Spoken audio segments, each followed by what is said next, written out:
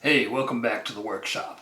As you can see, we've got a new workshop. Unfortunately, this is a teeny tiny workshop in a teeny tiny apartment, so things are going to be a little bit different. My days of using big power tools, drill presses, grinders and things are probably pretty much over, at least for the next couple of years. But that doesn't mean we can't still make things. We're just going to have to do it with a little more creativity.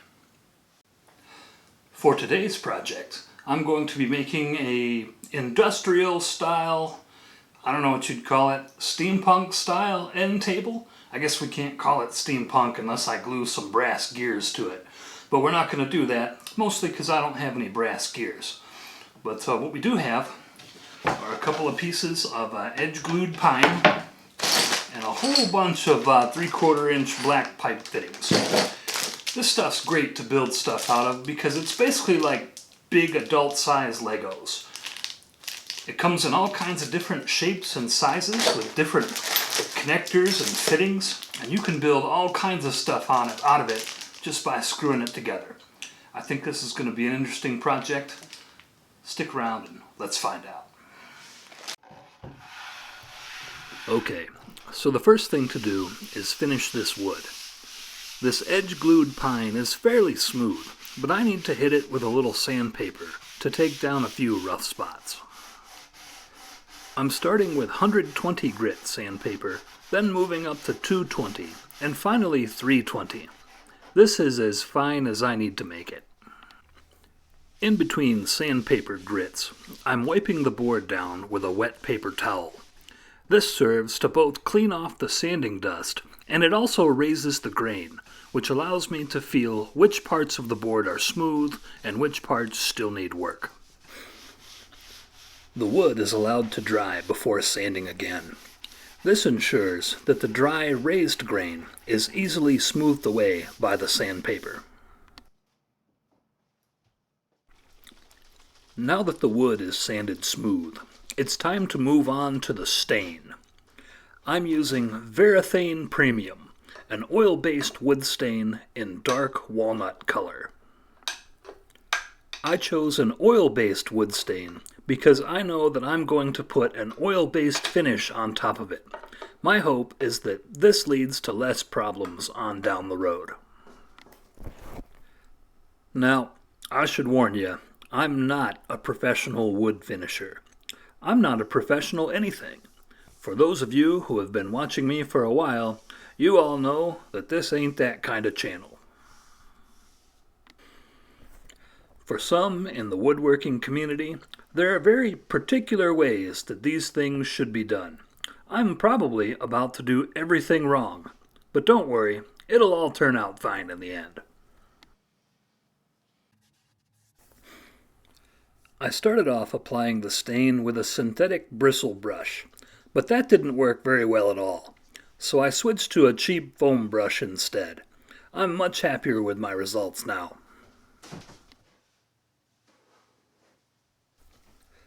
After the stain is dry, I brushed off any remaining excess with a soft cotton rag, and now it's time to move on to the finish. I'm using Minwax Tongue Oil Finish on this project. It's important to note that Minwax Tongue Oil Finish doesn't actually contain any tongue oil at all, as far as I can determine from looking it up online. Instead, it appears to be a blend of varnish, linseed oil, and small amounts of other oils and solvents. I like this stuff for a wood finish because it not only fills the wood grain, but it quickly and easily builds up a thick, glossy, translucent surface. And because this is an oil finish, if you ever need to touch up or reapply the finish later on, you can just put it on right over top of the old finish, and they should seamlessly blend together. At least, that's what I'm told anyway. I've never actually tried that myself, but it sounds like a good idea. The finish was allowed to dry overnight, and then lightly sanded with 320 grit sandpaper. After wiping the dust off with a rag, a second coat of finish is applied.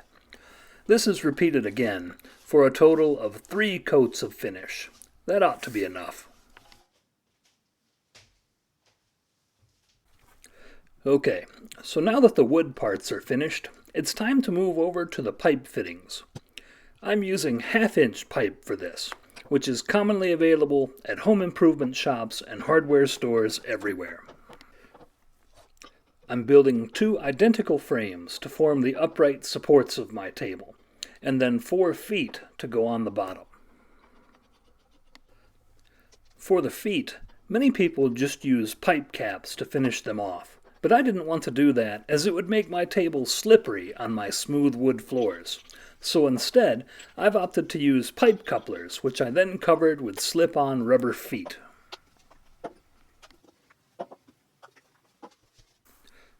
So now that the frames are assembled, they're only screwed together as tight as I can make them by hand. This is still a little too loose to make a solid table, and they don't really match in height either. So I'm going to tighten everything up with a pair of Knipex Cobra pliers. That should take care of it.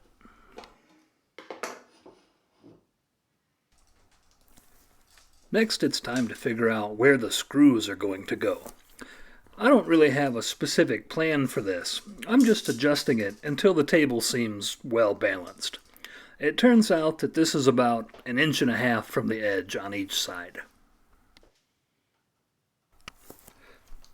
After the frame positions are set, the next thing to do is scratch in the screw hole locations with a sharp metal scribe.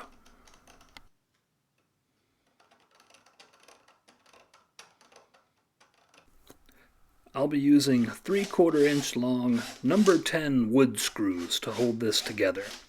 For softwoods, number 10 screws take a 1/8 inch drilled pilot hole. This gives the screw threads plenty of wood to bite and hold without running the risk of splitting the boards.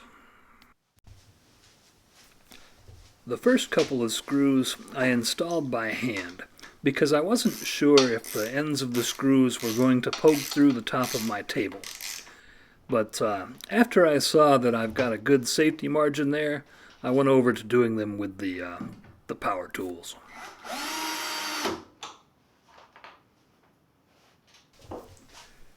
So the feet go on the same way as the frames. The only important thing to remember for doing these is to position the screw holes such that your feet screws don't run into your frame screws. There really isn't much wood here. I probably should have used a thicker board, but I think we can make it work. Alright, so I guess that's about it. There you have it. A fully functional end table with a couple of pieces of wood and a whole bunch of pieces of pipe.